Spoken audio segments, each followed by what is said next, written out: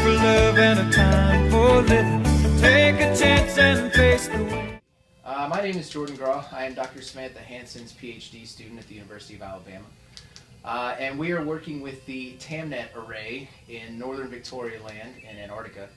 TAMNNET stands for the Trans-Antarctic Mountains Northern Network. And it's made up of 15 broadband seismometers, which are spread out throughout an area of northern Victoria Land.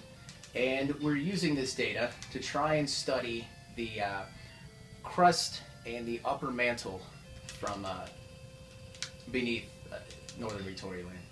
And we use methods such as tomography and receiver function methodology, things like that. It's basically waveform analysis. So that is what we do. That is what I do. If you have any questions, please ask your teacher, Mr. Dubé, and we'll do our best to answer any questions that you might have. All right, cool. Let's see. This year for TAMNNET, we are doing some service, collecting the data, making sure all the batteries are good because you know, in the wintertime it's nothing but darkness here. And then next year we'll be pulling everything out, and then that should be it for TAMNNET. We'll get what results we can out of it. Should be a lot of fun. Thank you for your time, which I already did. So.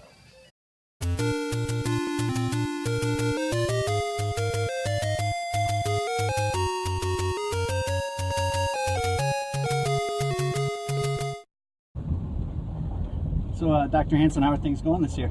Very good. We're going to start flying soon, and the weather's been great, so I'm hoping we're going to knock our servicing out real quick and get out and see some good sights. Nice. Last year went pretty good. The servicing missions went fine. Do you expect like any issues this year that we might come into?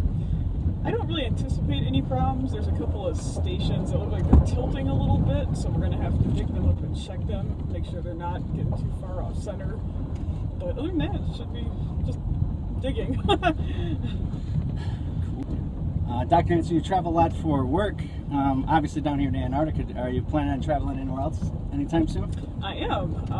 Come March, I'm going to Saudi Arabia, and then I'm going to take a little sidetrack to Ethiopia for a conference and then for fun. And then also in July, I'm going to an Antarctic conference actually, but it's being held in India. So I get to finally go to Asia, which is one continent I haven't been to yet. Nice. Is Gregor right back there? He's looking a little cold. I think he's fine. I'm sure he's okay. He's tough. Yeah. I pick my grad students because, you know, I want them to be tough, to be able to handle the conditions down here. Good. God, he's so annoying. I know, right? Oh, jeez. Toughen up! It's not that cold. Oh. Jeez. It's kind of warm. You don't turn the heat down. Yeah, it's hot in here. Okay.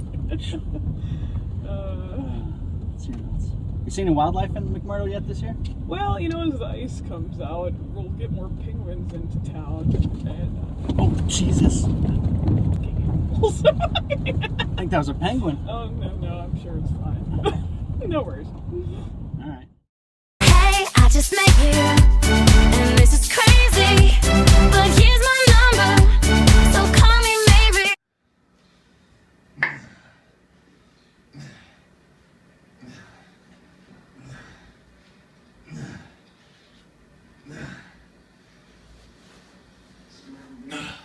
Hi.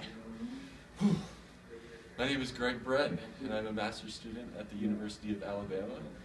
And I'm down here in Antarctica working on an earthquake seismology project in the Trans-Antarctic Mountains with Dr. Samantha Hanson. So what are you most interested to see down here? Along with the beautiful scenery of the Trans-Antarctic Mountains and McMurdo Station, I would also like to see at one temperature, my body can endure the cold, so that I don't get frostbite, which is why I'm doing this type of aerobic training. So what are your outside interests? When I'm not doing curls for the girls, or tries for the guys, I like to ride my unicycle and read romantic poetry. But when I'm not doing that, I like to hike, ski. I make a lot of coffee. I used to be a barista. That's pretty much it. All right. So Greg, what'd you have to do to get down here? No. It all started with an internship a couple years ago that got me interested in seismology during my junior year.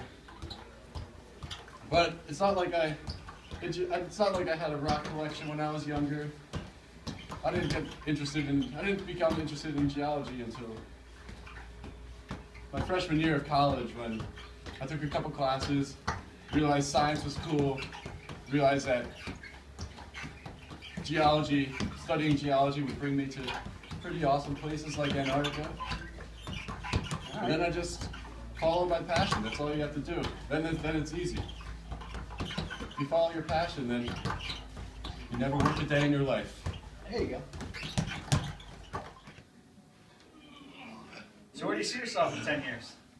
In 10 years. Whew. Well, where do I see myself?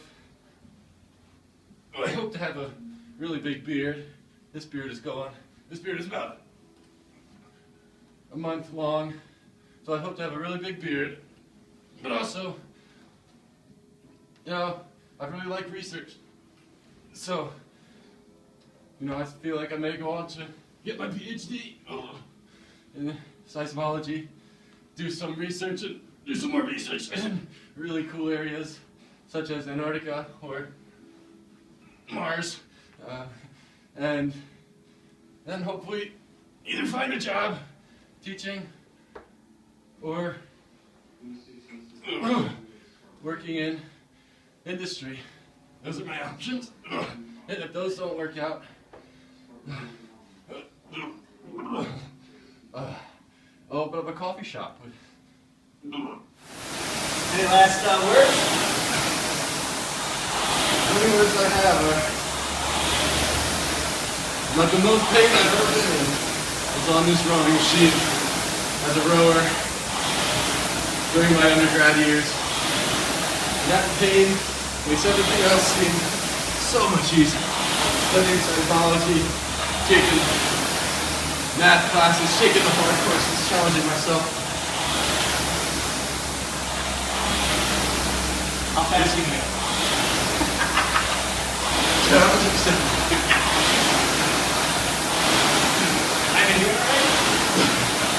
Your feet are supposed to be tied down.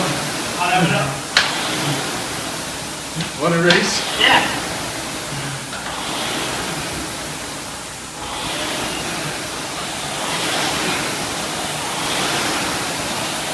How do we know who's winning?